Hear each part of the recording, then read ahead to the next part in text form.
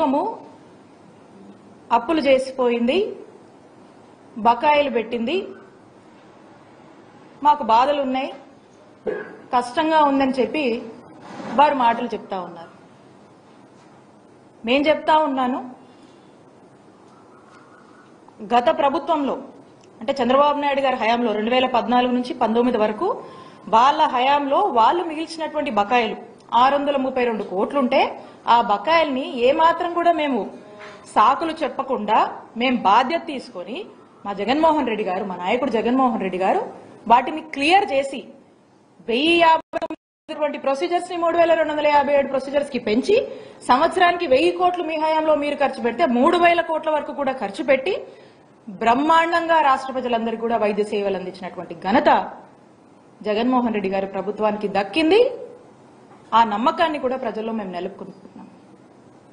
మరి ఈ రోజున ఈ సాకులు చెప్తూ ఏవో అప్పులున్నాయని చెప్పి, ఏదో బకాయిలున్నాయని చెప్పి మీరు మీ బాధ్యత నుంచి ఏమైనా వైదొలుగుతున్నారా, మీరేం ఇండికేషన్ ఇస్తున్నారు అనేటువంటి సందేహము ఈరోజు రాష్ట్ర ప్రజలకు కలుగుతుంది అని తెలియజేస్తున్నాను.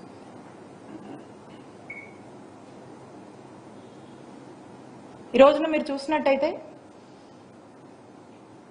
మేము అంటే మొన్న జనవరి వరకు కూడా ఏవైతే పెండింగ్ బిల్స్ ఉన్నాయో ఆరోగ్యశ్రీలో ఆ బిల్స్ అన్ని కూడా క్లియర్ చేసి, జనవరి వరకు ఉన్నటువంటి పెండింగ్ బిల్స్ మేము క్లియర్ చేసి, ఆ తర్వాత మళ్ళా ఏదన్నా కొత్త బిల్స్ అరైజ్ అయితే అవన్నీ కూడా టెక్నికాలిటీస్ అంటే లైక్ అవన్నీ అప్లోడ్ చేసి మళ్ళీ మా వరకు వచ్చి మళ్ళీ పేమెంట్ అనేది ఇదంతా కూడా ఒక రికరింగ్ ప్రాసెస్, కంటిన్యూస్ గా వస్తూ ఉంటే ఇదంతా ఒక రికరింగ్ సైకిల్ అనమాట ఇది.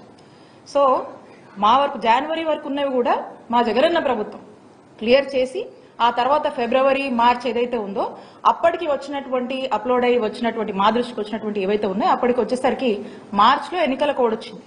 కోడ్ వస్తే మీకు తెలుసు. ఆ కోడ్ వచ్చిన తర్వాత ఇక ఎన్నికలు అన్ఫార్చునేట్లీ మేము అధికారంలోకి రాలేకపోయాం, ఆ విషయం మీకు తెలుసు. సో ఇంకా అప్పటి నుంచి ఉన్నటువంటి ఏవైతే బిల్స్ ఉన్నాయో ఆ బిల్స్ ఇప్పుడు కొత్తగా కూటమి ప్రభుత్వం ఏర్పడిన తర్వాత ఆ బిల్స్ ని క్లియర్ చేసి మరి ఎక్కడా కూడా ఇంటరప్షన్ లేకుండా వైద్య సేవలు అందించాల్సినటువంటి బాధ్యత ఈ ప్రభుత్వం మీద ఉందని గుర్తు చేస్తా ఉన్నాం.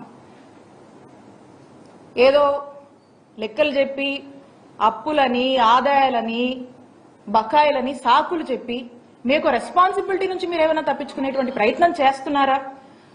ఆరోగ్యశ్రీ సంబంధించి వాటి యొక్క బిల్స్ కి సంబంధించి ఈ సాకులు చెప్పి మీరు ప్రజల్ని ఏమన్నా ఒక ఆందోళన పరిస్థితిలో ఉంచేటువంటి ఒక ప్రయత్నం చేస్తున్నారా, లేకపోతే ఏంటి మీరు చెప్పాలనుకుంటుంది? ఈ బిల్స్ పట్ల మీ స్టాండ్ ఏంటి?